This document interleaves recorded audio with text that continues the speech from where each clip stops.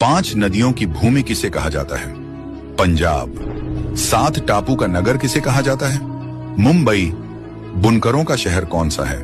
पानीपत। अंतरिक्ष का शहर किसे कहा जाता है? बेंगलुरु। कौन सा शहर इलेक्ट्रॉनिक सिटी के नाम से जाना जाता है? बेंगलुरु।